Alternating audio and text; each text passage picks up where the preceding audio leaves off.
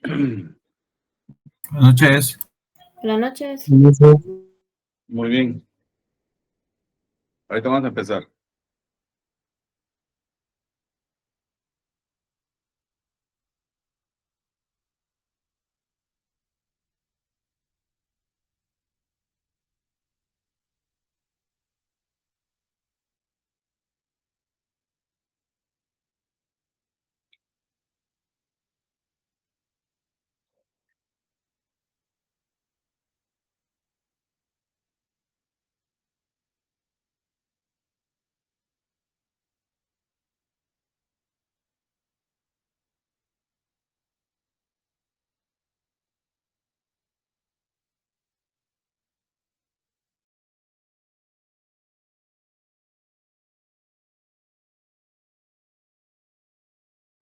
No se escucha, licenciado. Tiene apagado su micrófono, Lick.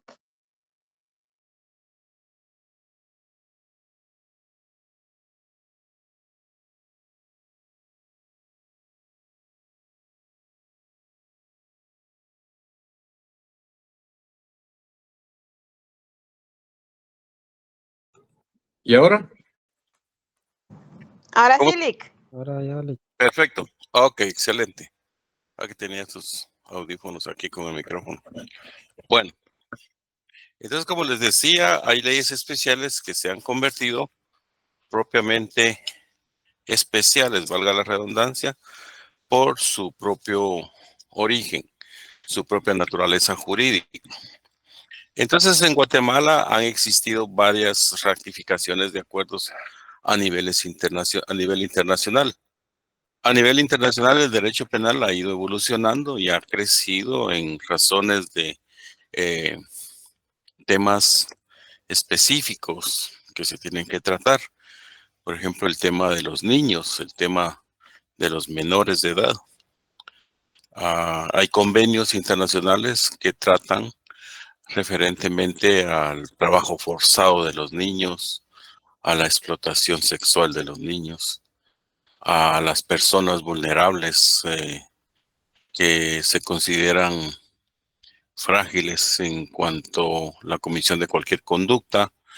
Y todo ello pues ha contribuido a que el Estado de Guatemala de alguna manera se haya unido a estos convenios y tratados internacionales para ratificarlos y considerarlos una ley. ¿Qué ha pasado con esas ratificaciones? Que ha obligado al Estado a que los tipos penales que tenía conservadores en el Código Penal, pues estos ya a nivel internacional demandan una aplicación más específica, una aplicación más idónea, una aplicación propiamente de lo que constituyen los valores afectados y ya forman un compromiso de Estado para la correcta aplicación de estas normas jurídicas que velan por el derecho que tienen las personas víctimas, básicamente.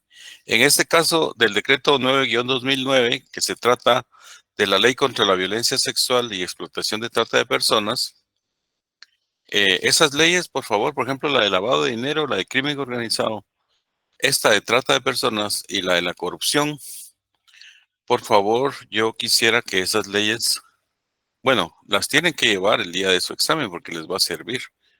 Y las tienen que consultar y analizar porque algunas preguntas van a venir de esas leyes para el examen. Entonces, esto ha obligado a que Guatemala pues se modernice de alguna manera, especialmente en temas de mujeres y niños que contemplan las convenciones de las Naciones Unidas contra la delincuencia organizada transnacional. ¿Se recuerdan de aquella convención que habíamos hablado, la Convención de Palermo? Pues que de ahí parte de que hay grupos específicos que hay que erradicar, hay que prevenir, hay que reprimir y obviamente hay que sancionar. Entonces, partiendo de esas leyes que nos generó la ley de la Convención de la Delincuencia Organizada Transnacional. Estamos todos adentro, no hay ninguno que hay que admitir. Bueno, entonces partimos desde que somos parte de un conglomerado de normas internacionales que implican pues esa prevención, esa reprimienda y esa sanción que se debe de tratar. En este caso, el punto medular en esta ley es la trata de personas. Entonces, ¿qué implica esa trata de personas? Aprovecharse de una persona.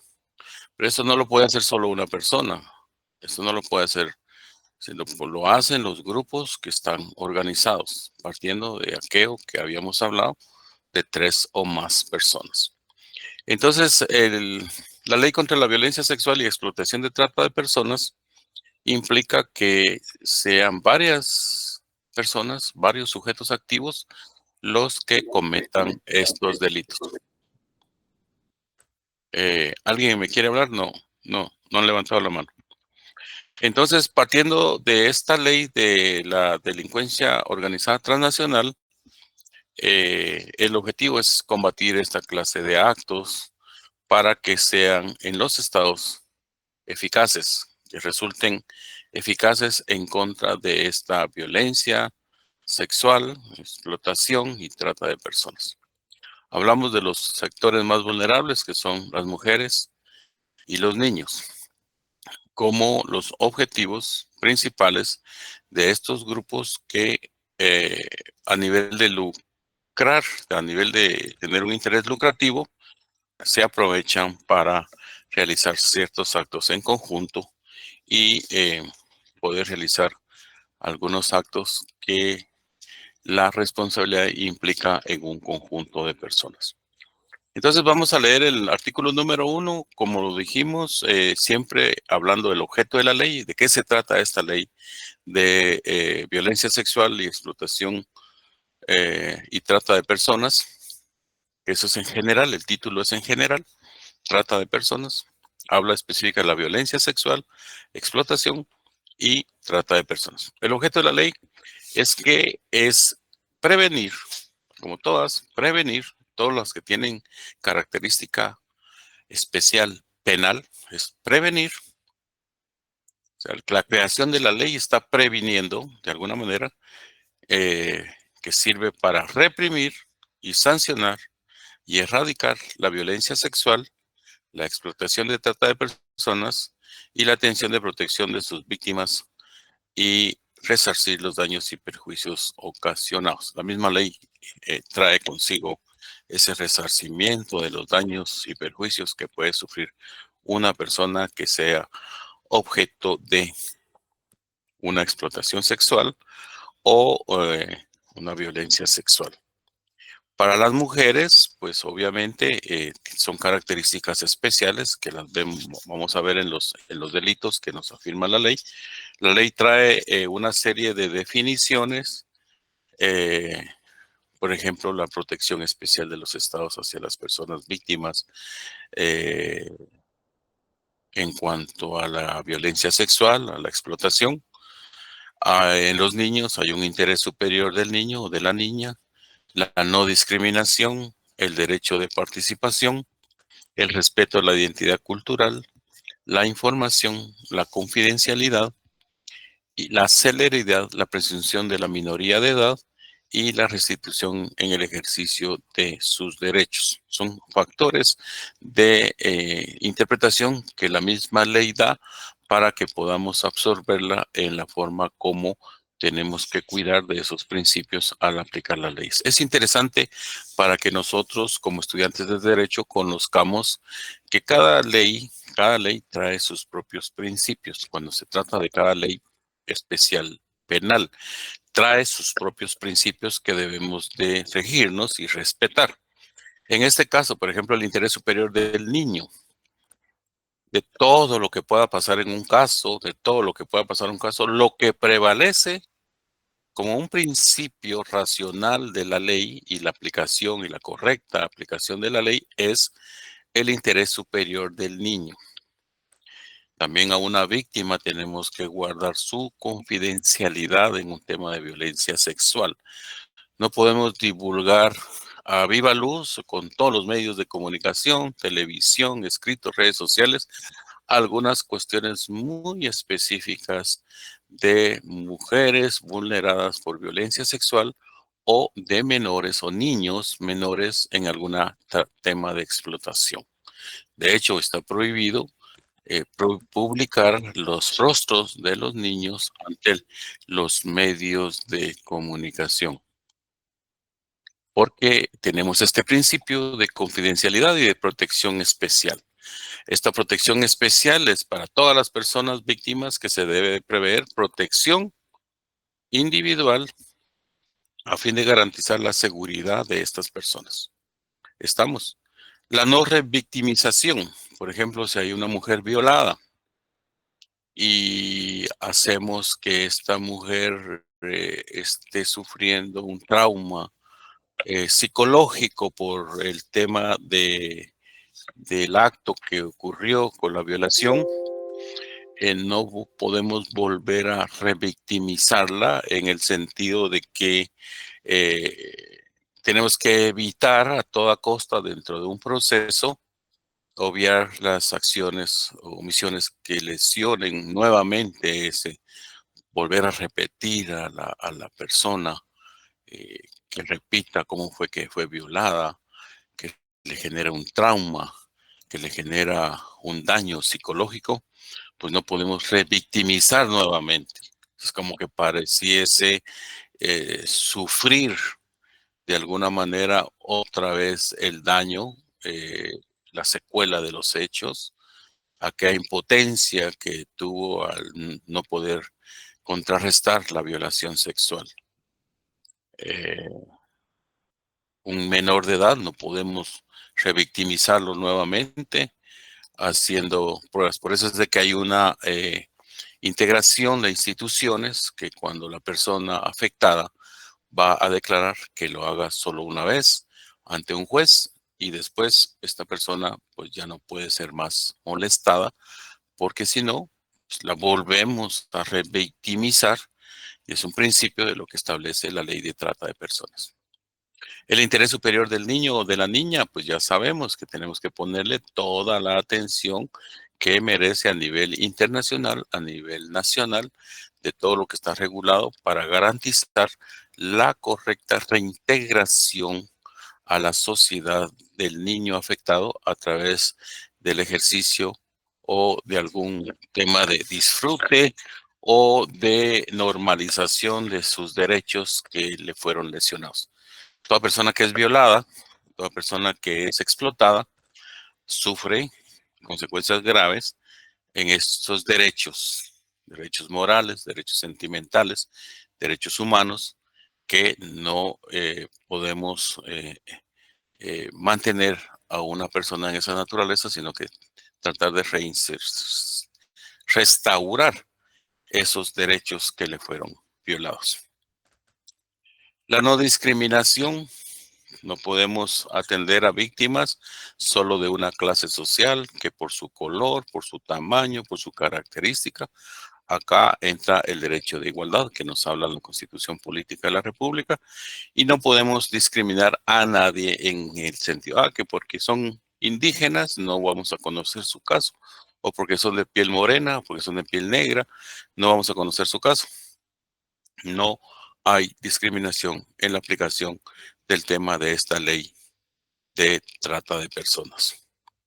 El respeto a la identidad cultural y no divulgación de la información negativa para estas víctimas. Entonces, basados en estos principios, ya podemos conocer pues los delitos que nos indica esta ley, que básicamente son una reforma a los artículos del Código Penal que teníamos establecidos en el decreto 1773 del Congreso de la República.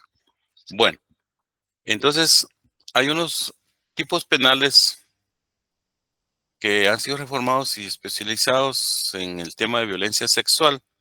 La ley se llama Ley contra la Violencia Sexual. Entonces nos da una definición de lo que es la violencia sexual que estaba establecida en el Código Penal, en el artículo 173. Los códigos penales que surgieron actualmente, pues, han incluido la reforma, porque también está en la ley, pero también lo está en el Código Penal, porque fue reformado. Entonces, en el Código Penal habla de la agresión sexual, de la violencia sexual, habla de la violación y dice, por ejemplo, ¿quién? Con violencia física o psicológica. Física y psicológica. O psicológica. Tenga acceso carnal vía vaginal, anal o bucal con otra persona. Antes estaba diseñado este tipo penal para las mujeres exclusivamente. Acá, con la reforma de la ley, ya habla de otra persona. No importa si es hombre o mujer. Tenga acceso carnal vía vaginal, anal o bucal con otra persona o le introduzca cualquier parte del cuerpo u objetos por cualquiera de las vías señaladas u obliga a otra persona a introducírselos, así misma será sancionado con una pena de prisión de 8 a 12 años.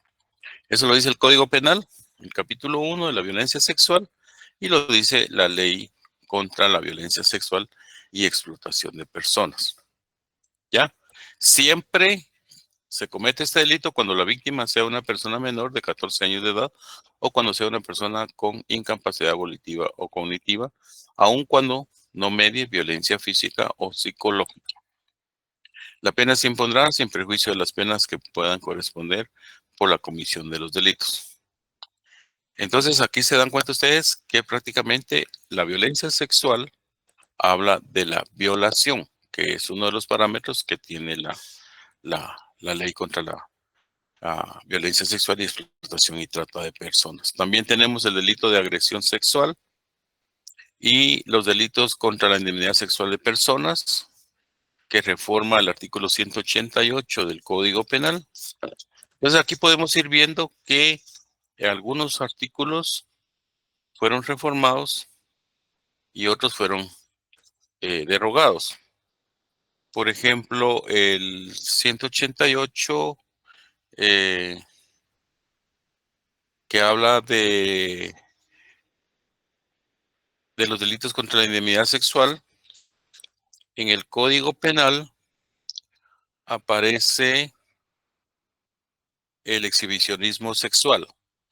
Quien ejecute o hiciera ejecutar a otra persona actos sexuales frente a personas menores de edad o personas con incapacidad volitiva o cognitiva será sancionado con una pena de 3 a 5 años. Ingreso a espectáculos y distribución de material pornográfico de personas menores de edad. Violación a la intimidad sexual.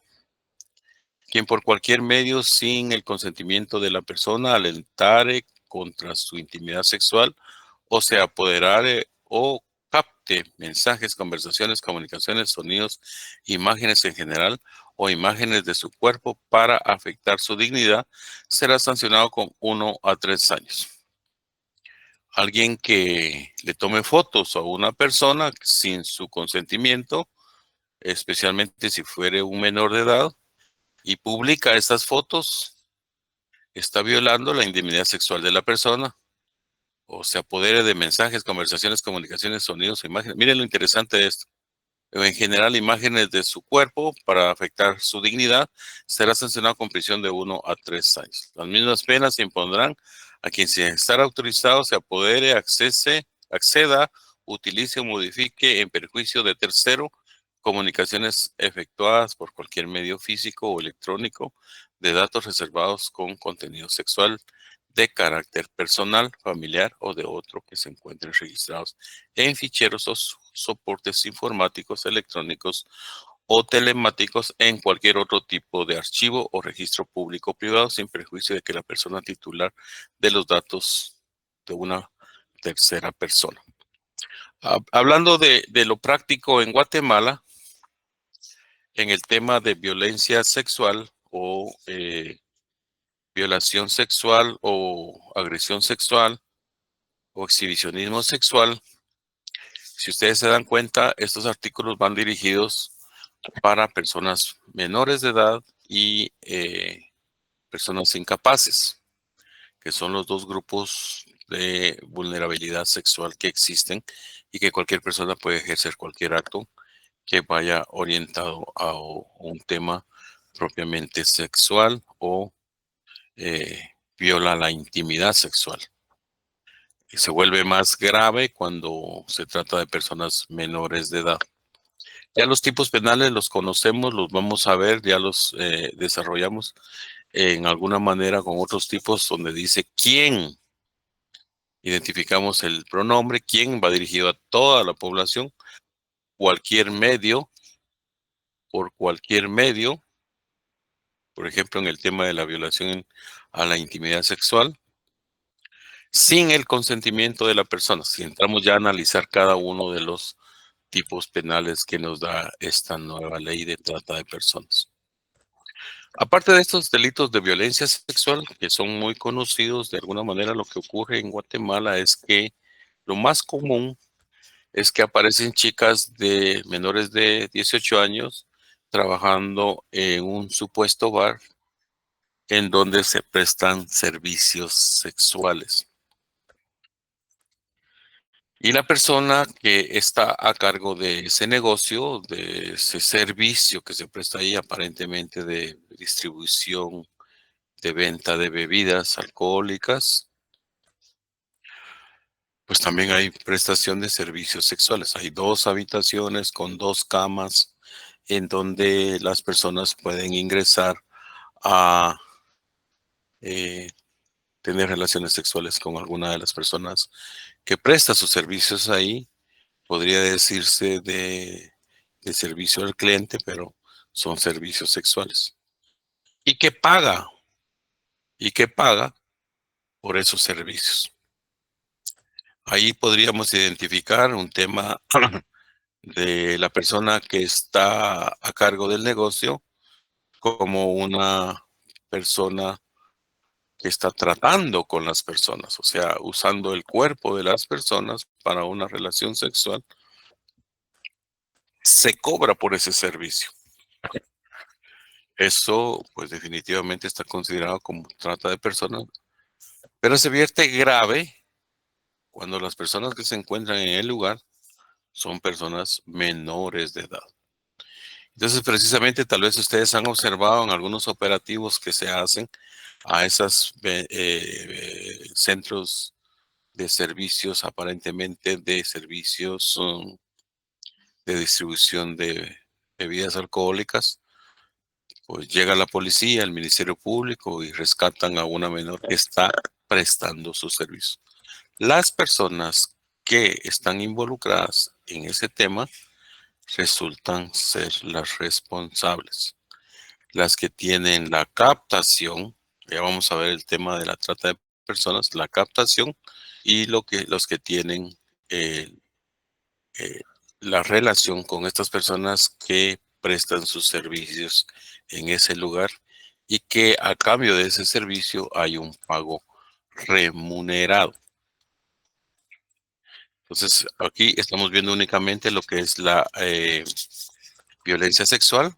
Ya mencionamos los delitos, pero la misma ley nos habla de la violación, todo lo que se refiere a sexual, exhibicionismo sexual, ingresos, y también nos habla en su capítulo 6 sobre los delitos de explotación sexual. Ya vamos a ver lo de trata. En cuanto a los delitos de explotación sexual es la promoción, la facilitación o el favorecimiento de prostitución. La explotación de una persona mayor de edad a través de la promoción, facilitación, favorecimiento de su prostitución será sancionado con prisión de 5 a 10 años con multa de 50 a 1,000 quetzales. Entonces, esa promoción, facilitación o favorecimiento de prostitución, la explotación de una persona mayor de edad a través de la promoción, facilitación y favorecimiento de su prostitución. Que se preste a que ejerza esos actos, pues tiene una prisión de 5 a 10 años. También está la promoción, facilitación y favorecimiento de la prostitución agravada, cuando es penas señaladas en el artículo anterior. Si durante su explotación sexual la persona hubiera estado embarazada. Cuando está embarazada, eso es una explotación sexual grave. Cuando el autor fuere pariente de la víctima o responsable de su educación, guarda y custodia, cuidado, tutela, o sea, el cónyuge, excónyuge, conviviente, exconviviente o uno de sus padres. Y también tenemos actividades sexuales remuneradas con personas menores de edad. La persona que esté con una persona menor de edad a cambio de una remuneración, también hay responsabilidad por sí mismo o para terceras personas a cambio de cualquier acto sexual con una persona menor de edad, brinde o prometa a esta la tercera persona en su beneficio económico de cualquier otra naturaleza, independientemente que logre el propósito, será sancionado con prisión de 5 a 8 años. La remuneración por promoción, facilitación y favorecimiento de prostitución, también para tercera persona a cambio de cualquier acto sexual por una persona mayor de edad, brinde o prometa a tercera persona un beneficio económico o de cualquier otra naturaleza, independientemente que logre el propósito, será sancionado con prisión de 3 a 5 años. La producción de pornografía de personas menores de edad, eso está más que explícito, y la difusión de pornografía de personas menores de edad. Posesión de material pornográfico de personas menores de edad. Aquellas personas que guardan fotos de menores de edad, su celular o en algo está prohibido. La explotación sexual comercial de personas menores de edad y las circunstancias especiales de esto las tenemos en el artículo 195. Eso es para efecto de que ustedes tengan un conocimiento general de estas leyes, porque sí es necesario que ustedes conozcan en el tema de derecho penal, el programa de derecho penal, contemplen todas estas clases de situaciones que hay derivado de la ley contra la violencia sexual, explotación y trata de personas. Ahora nos dice el artículo 47 de la ley precisamente lo que es la trata de personas. ¿Y qué es la trata de personas? Constituye el delito de trata de personas la captación, el transporte, traslado, retención, acogida, recepción de una o más personas con fines de explotación. Quien cometa este delito será sancionado con prisión de 8 a 18 años y una multa de 300,000 a 500,000 quetzales. En ningún caso se tendrá en cuenta el consentimiento prestado por la víctima de trata de personas o por representante legal. Para los fines del delito de trata de personas se entenderá como fin la prostitución ajena, cualquier otra forma de explotación sexual. Los trabajos de servicios forzados, cualquier tipo de explotación laboral o mendicidad, cualquier forma de esclavitud, la servidumbre, la venta de personas, la extracción, el tráfico de órganos y tejidos humanos, el reclutamiento de personas menores de edad para grupos delictivos organizados, adopción irregular, trámite irregular de adopción, pornografía, embarazo forzado y matrimonio forzado o servil. Esos son los puntos que habla la trata de personas. Personas que captan, que trasladan, transportan, retienen, acogen o recepción a uno o más personas con fines de explotación. Quien cometa este delito será sancionado con prisión de 8 a 18 años y multa de 300,000 a 500,000 quetzales. Entonces, este es el punto específico de la trata de personas. Quien comete este delito, obviamente tiene una pena de 8 a 18 años y una multa de 300,000 a 500,000 quetzales. En ningún caso se tendrá en cuenta el consentimiento prestado por la víctima de trata de personas o de su representante legal. Entonces, con esto, pues conocemos lo que es así a grandes rasgos, una pincelada de lo que es el tema. Y hay muchos delitos, hay muchos tipos penales de la trata de personas que en algún momento pues ustedes van a conocer en el ejercicio de su profesión y van a tener que afrontar defendiendo estos derechos partiendo de aquellos principios que genera esta ley. ¿Alguna pregunta con respecto a esto? Yo sé que es algo así como muy rápido, pero de alguna manera nos da la oportunidad de conocer lo que se refieren a estos artículos. Sí, María de Los Ángeles de León. Licenciada, una consulta, buenas noches. El artículo 47 del Código Penal dijo también ver artículo 202 ter de trata de personas. Exactamente. Sí. Ok, gracias. Es el que se adicionó, que este ya vino a complementar. O sea, el 200 ter, que era el 47 del Código Penal, se viene a convertir en el 202 ter de la trata de personas. Entonces, son leyes específicas que ya utilizan las diferentes instituciones para la correcta aplicación de esta ley.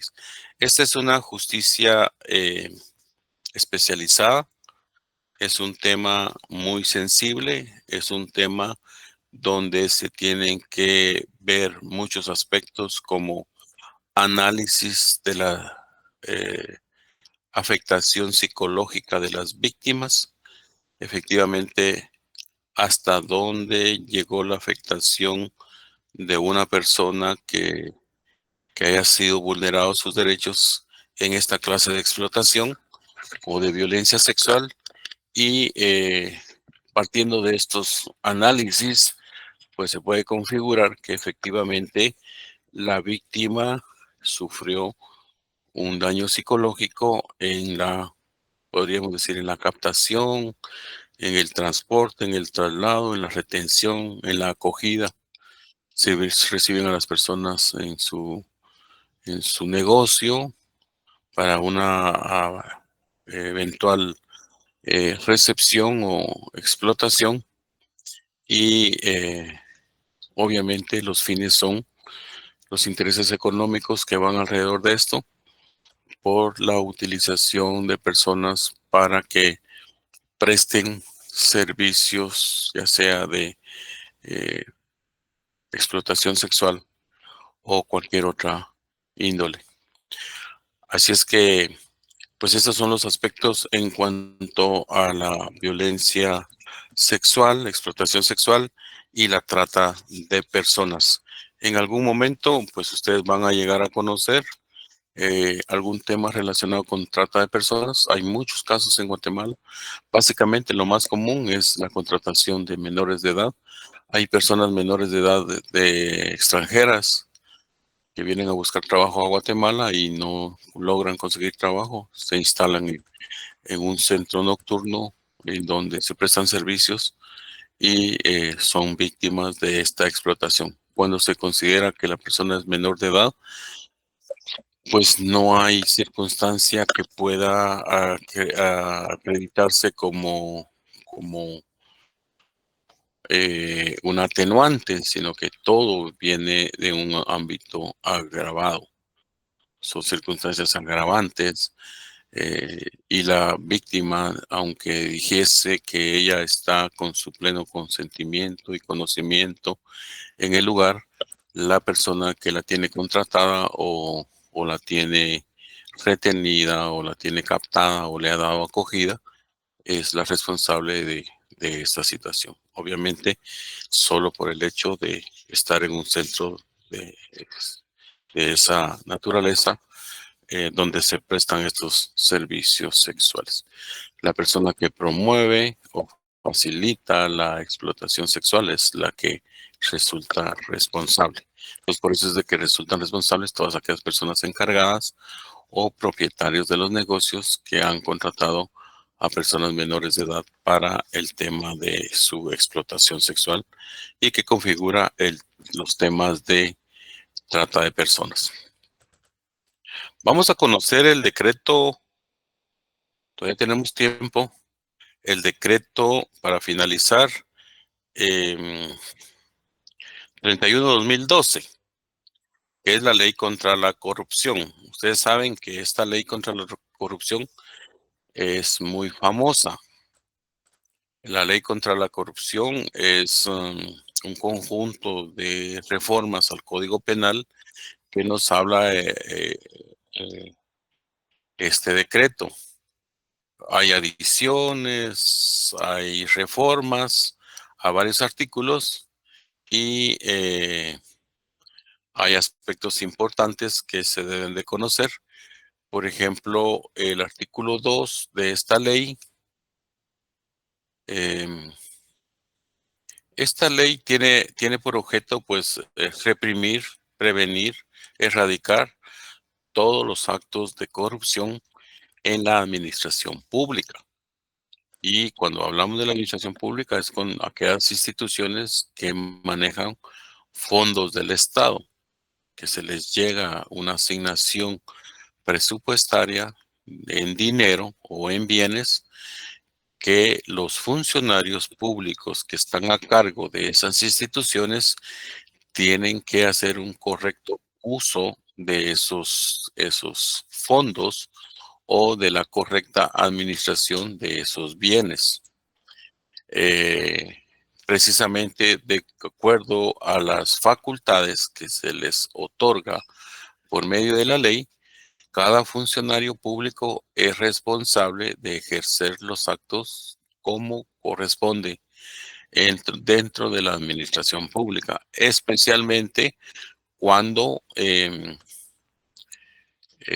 se están administrando fondos propiamente del Estado que son única y exclusivamente para beneficio de la colectividad.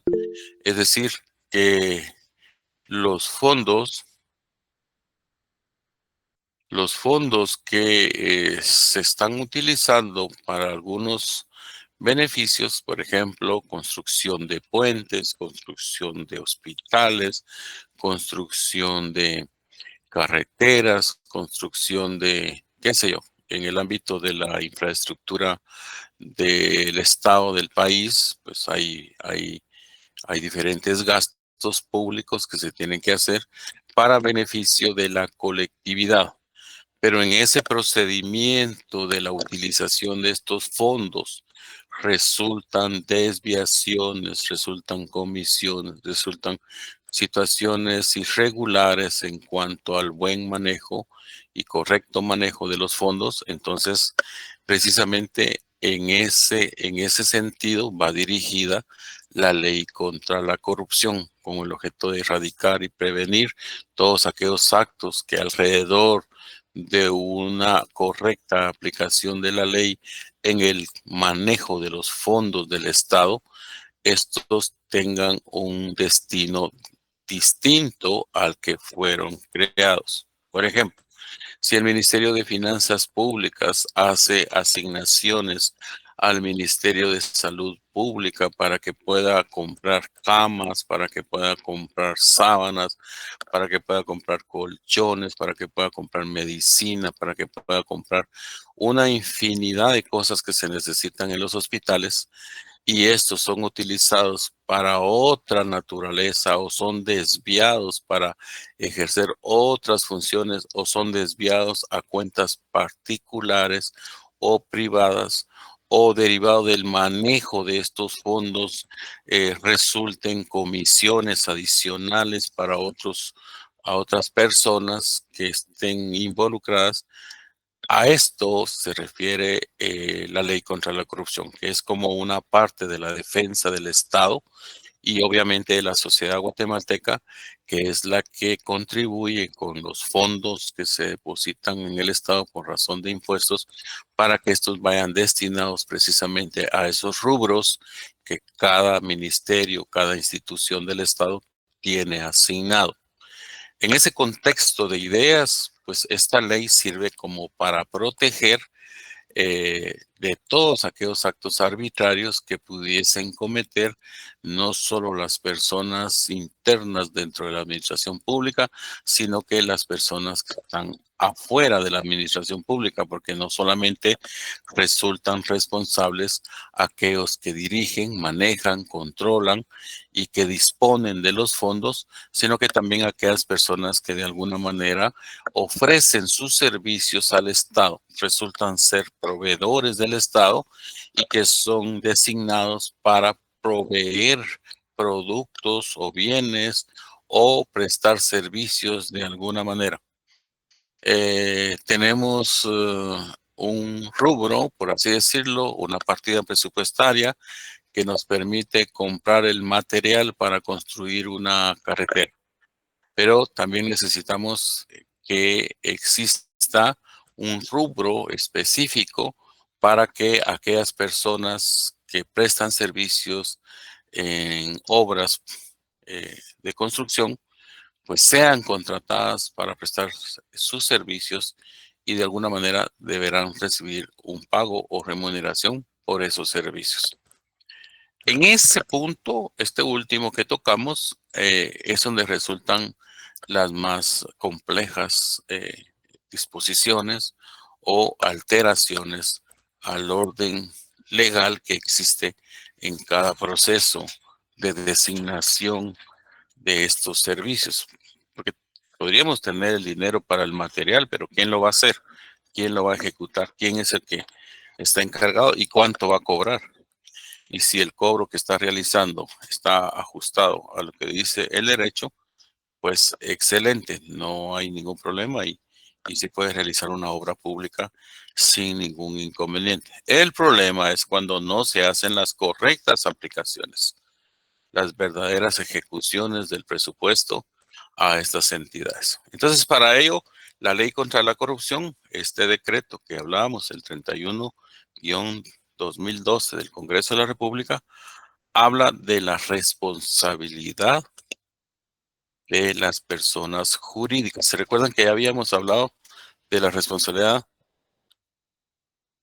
de las personas jurídicas que nos daba la ley contra la delincuencia organizada? Pues aquí en la ley contra la corrupción nos da una responsabilidad específica al rubro de lo que es el manejo de esa relación que se da entre el sector privado y en el sector público en cuanto se atiendan situaciones distintas. Y para ello le voy a dar preguntas. Eso está regulado en el Código Penal en el artículo 38. Pero aquí la ley contra la corrupción está en el artículo 2. Le da una preponderancia de importancia a esa responsabilidad de personas jurídicas. ¿Qué son personas jurídicas? Ya dijimos, son aquellas personas que de alguna manera son abstractas, compuestas por asociaciones o acciones de una entidad privada que presta determinado servicio. Yo tengo una sociedad anónima que presta sus servicios de construcción. Tengo mis tractores, tengo mis camiones, tengo mis máquinas especializadas para hacer montajes de carreteras y entonces soy contratado para que yo preste el servicio para que pueda hacer ese trabajo, indistintamente del material que se va a adquirir por parte del Estado. Pueden llegarse a hacer concesiones o contratos directamente con las empresas que prestan servicios y que incluyen el material para la construcción. ¿Será buen material? ¿No será buen material? Eso ya es parte de la discusión que se puede encontrar cuando hay algún acto que implica un acto de corrupción. ¿Qué dice en cuanto a las personas jurídicas? Solo quiero que tengamos esto bien claro.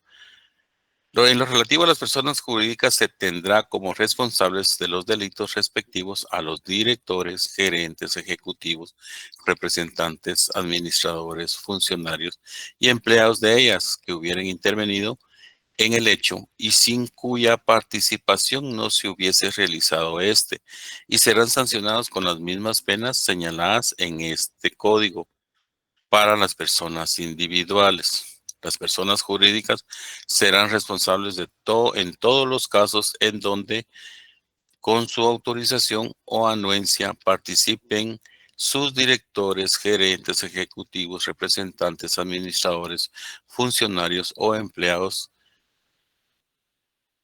cuando se dé alguna de las siguientes circunstancias. Cuando se comete el hecho delictivo por omisión de control o supervisión y las resultas les son favorables. Si ustedes se dan cuenta acá, ya nos vamos orientando a lo que es precisamente el tema de la ley contra la corrupción.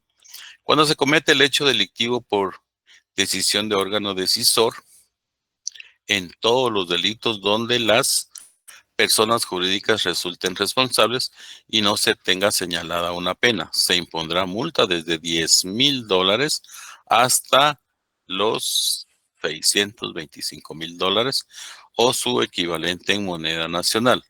La multa será determinada de acuerdo a la capacidad económica de la persona jurídica y se fijará teniendo en cuenta las circunstancias en que se cometió el delito.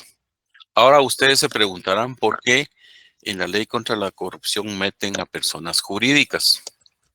Porque regularmente todos los contratos que se elaboran o se llevan a cabo en temas de adjudicación de contratos, pues son personas jurídicas las que responden a esos contratos. Una persona individual es muy difícil que haga un contrato con el Estado porque su capacidad no es suficiente para poder llevar a cabo un proyecto. Tiene que ser una empresa ya debidamente constituida, que tenga su capital social, que posea sus accionistas, que tenga su administrador, su director, su gerente, su administrador único, que tenga todas las normas habidas y por haber en cumplimiento de una constitución de sociedad. Puede haber sociedad anónima o sociedad en comandita simple, o puede ser una entidad jurídica. El caso es de que regularmente los contratos que se hacen con el Estado son a través de personas jurídicas, o sea, la compañía X constructora de puentes, la compañía X constructora de carreteras. Entonces son responsables, lo que advierte la ley allá es, son responsables sus administradores, sus gerentes, sus representantes legales y todos sus empleados que de alguna manera estén vinculados con un proyecto. Casos múltiples que hemos tenido en Guatemala, por ejemplo, hay una persona jurídica que es una sociedad anónima, resultó que aparecen en los documentos, en los archivos, que celebró un contrato con el Estado para realizar la construcción de una carretera en un tramo de aproximadamente 20 kilómetros en X carretera, ya sea en Oriente, en Occidente o donde fuera, y resulta que esta empresa ni existe y que nunca tuvo alguna actividad económica, que son aquellas famosas empresas de papel. Entonces es más que evidente que las personas que figuran ahí como representantes legales o administradores, directores, subdirectores o empleados de esa entidad que tuvieron a cargo esa contratación del Estado en la cual el tramo carretero nunca se construyó, la concesión se realizó, el depósito de los fondos se realizó, pero nunca apareció concretado el proyecto. ¿Qué pasa ahí? Hay un acto de corrupción. Ejemplo, el puente de aquí que tenemos de la calzada Roosevelt, que está paralizado desde cuántos años y no aparece ningún aspecto viable para que se hubiese concretado el proyecto, sino que se quedó a medias. Entonces hay que determinar qué fue lo que pasó ahí. Y la ley contra la corrupción, pues al evidenciar que son delitos que se derivaron de falsedades materiales o documentos inexistentes o declaraciones falsas en contratos donde están involucrados tanto los personeros de una persona jurídica, valga la redundancia, sino que los empleados públicos que tuvieron a su cargo ello, pues de alguna manera pues resultan ser responsables penalmente. Y ahí entonces entramos a nuestra teoría del delito que venimos manejando. Tendría conocimiento, tendría voluntad, se tipifica en la ley como tal, con el tipo penal. ¿O qué pasó ahí? Es directamente responsable. No existe ninguna causa de justificación y por lo tanto es especial. También el artículo 5 nos habla de la inhabilitación especial para aquellas empresas que de alguna manera estén involucradas en actos delictivos. Y si nos vamos en esta ley a los delitos propiamente, encontramos que tenemos el abuso de autoridad como por excelencia. Esto ya está del lado de los empleados públicos. Comete delito de abuso de autoridad o funcionario o empleado público que, abusando de su cargo o de su función, ordenare, realizare o permitiere, son verbos rectores, ordenare, realizare o permitiere cualquier acto arbitrario o ilegal en perjuicio de la administración pública o de terceras personas, sean particulares, funcionarios o empleados públicos, que no se hallaren específicamente previstos en las disposiciones de este código. El responsable de este delito será sancionado con pena de prisión de 3 a 6 años e inhabilitación especial. Igual sanción se impondrá a funcionario o empleado público que usare apremios ilegítimos o innecesarios. Pues, ¿se dan cuenta? El abuso de autoridad es el que más predomina. El abuso de autoridad en el buen chapín es el abuso del poder. Hacer lo que la ley no le permite y hacer lo que la ley le tiene prohibido. Entonces, abusando del cargo que tiene. Aquellos funcionarios públicos que se sienten gallos de pelea sentados en un escritorio y que pueden abusar de los fondos del Estado con actos arbitrarios ilegales, ordenare, permitiere, o qué más dice, ordenare, permitiere o realizare. Ordenare, realizare, permitiere. Ordenare, realizare y permitiere actos ilegales en el ejercicio de su función. Aunado con un contrato de una persona jurídica que no va acorde, entonces estamos ante un abuso de autoridad como un tipo penal. Incumplimiento de deberes.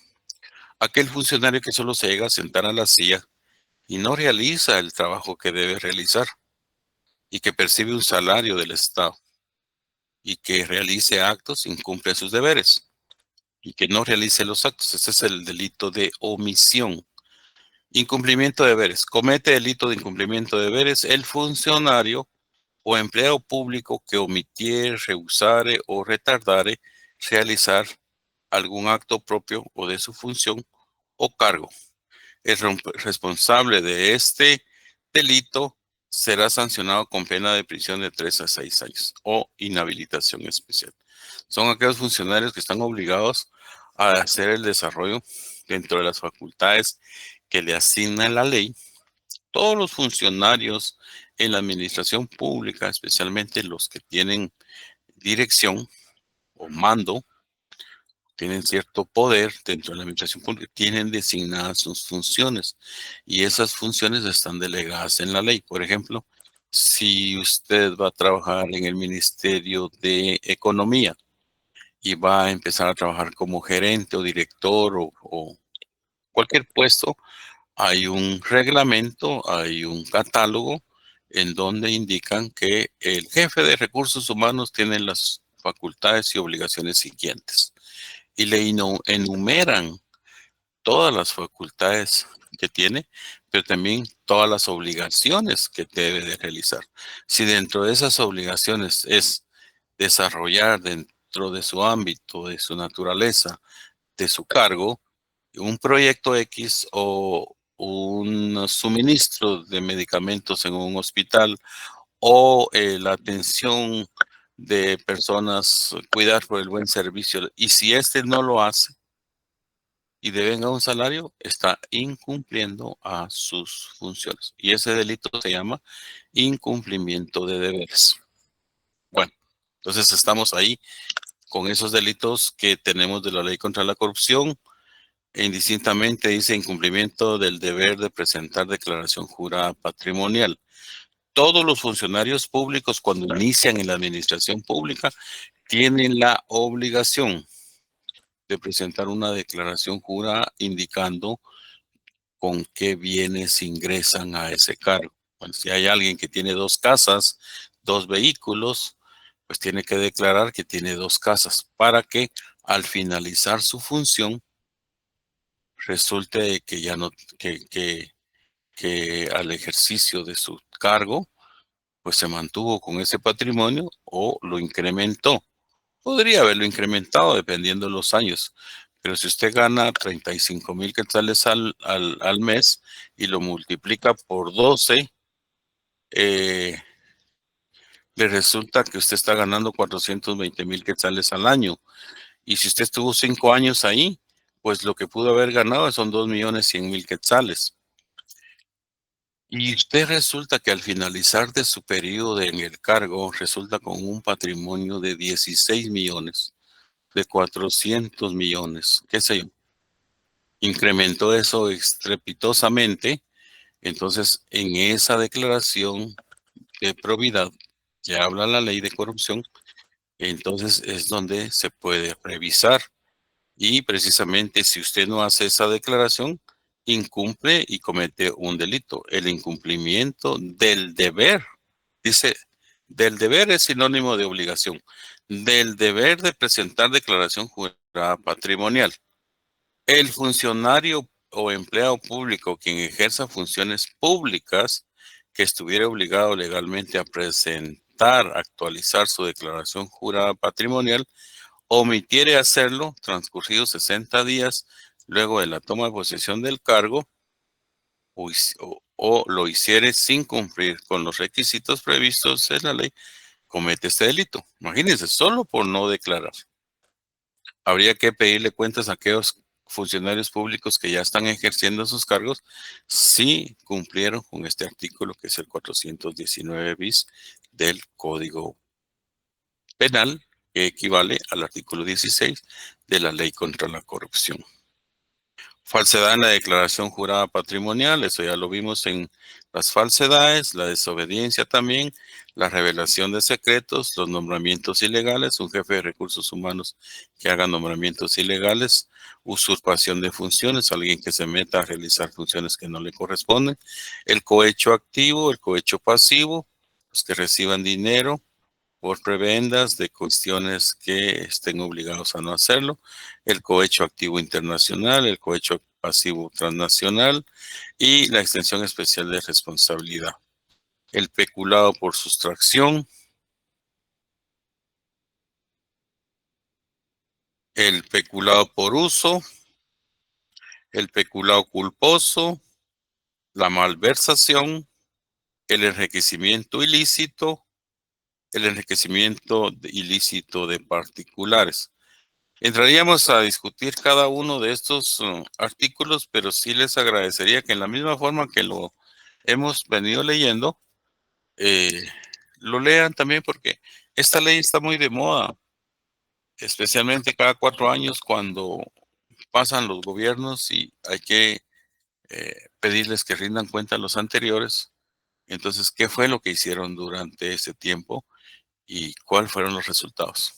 Lamentablemente en Guatemala ustedes saben que pues no se miran resultados, las calles siguen igual, a pesar de que hay fondos designados, hay fondos adjudicados, hay fondos del Estado y supuestamente se invirtieron, nunca se les vio el resultado, las calles siguen de igual manera, eso no digamos en la infraestructura, miramos en los servicios, por ejemplo los servicios médicos, los servicios de seguridad.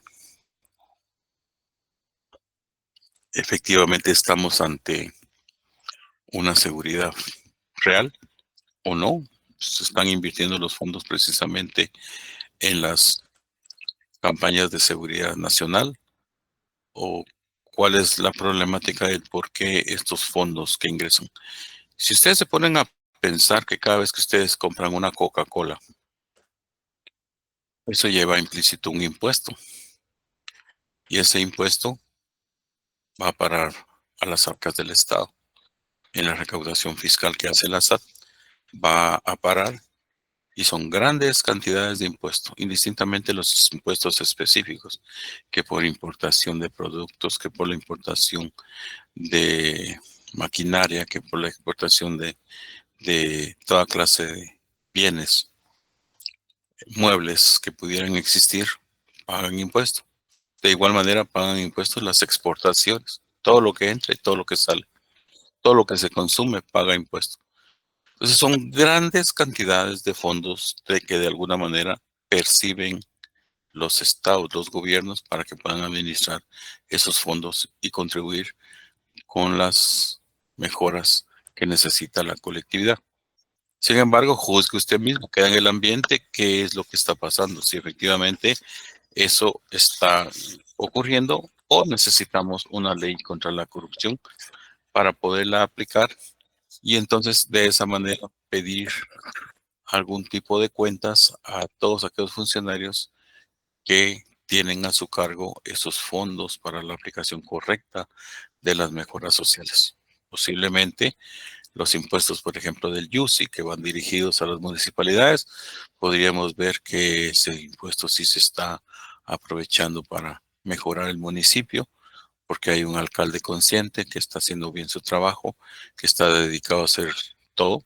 Funcionario público es sinónimo de servidor público.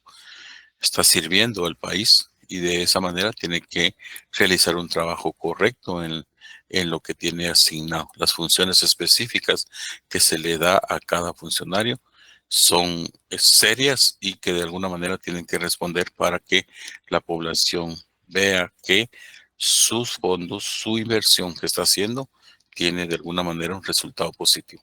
Juzgue usted mismo entonces si se hace o no se hace. Pero veámoslo de esa manera en el tema de la ley contra la corrupción, que es un arma que sirve en defensa de la administración pública en cuanto al manejo de fondos y los servicios que se prestan. Ningún funcionario tiene derecho de atender mal a un usuario, porque de eso depende el salario que percibe. No puede. Hay funcionarios públicos que se creen dueños, amos y señores del escritorio y que pueden gritar y regañar a los usuarios cuando son estos los que deberían de estar sumisos a una correcta interpretación de lo que significa la administración, el servicio de la administración pública para el resto de ciudadanos. No sé si tenemos algunas preguntas. ¿Estamos bien? Vamos a dar por finalizada la clase y ya conocimos un poco hoy de la ley de trata de personas y la ley contra la corrupción. Espero que en el examen voy a hacer un par de preguntas de esto nada más y de cada una de las leyes. Espero que lleven sus leyes. Les deseo lo mejor. Yo sé que la mayoría de ustedes vamos bien en la correcta captación de lo que se les ha tratado de indicar. En cada manejo de la ley, el Código Penal se ve pequeño, se ve corto y para el examen final, pues ya se les va a hacer fácil, pues solo ir complementando su puntaje para que ustedes puedan aprobar su curso de Derecho Penal, que espero les esté dejando algo de lo que ustedes necesitan conocer, porque al adentrarse a una ley en especial, pues tiene un mundo de cosas, pero eso ya lo harán ustedes en su estudio privado, en su estudio particular.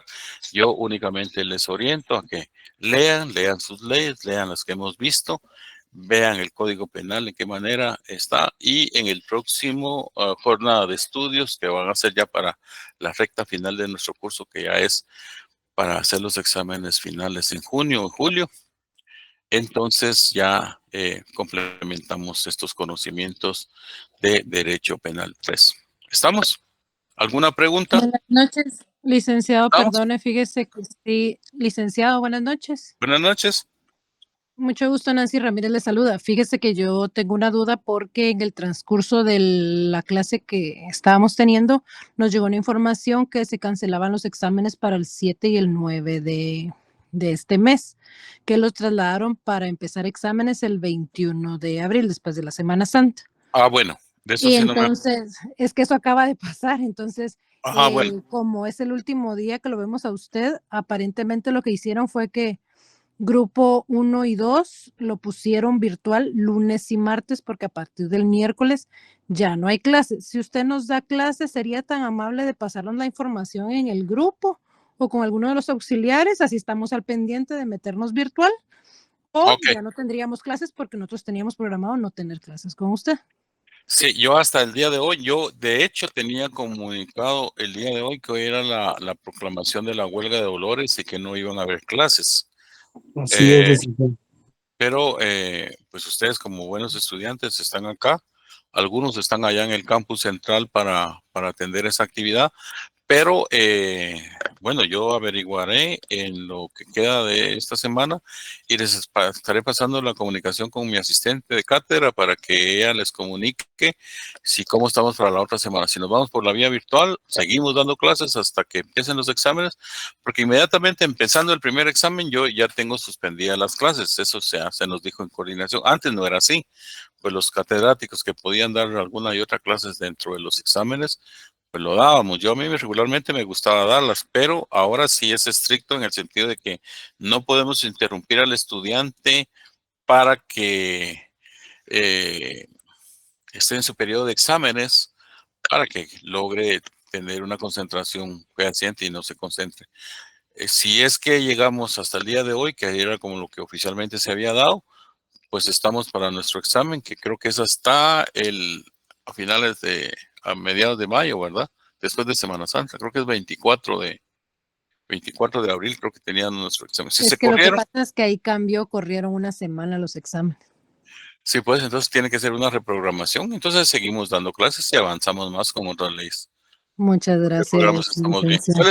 Yo les aviso, les hago llegar la noticia con la auxiliar de cátedra, que ella es la que les va a decir, o los compañeros. Y si no, nos vemos la otra semana, que creo que es una semana antes de la Semana Santa, ¿verdad? Sí, Entonces, tendríamos clases el 8 y el 10. es que aparentemente la suspendieron y solo van a autorizar clases 7 y 8.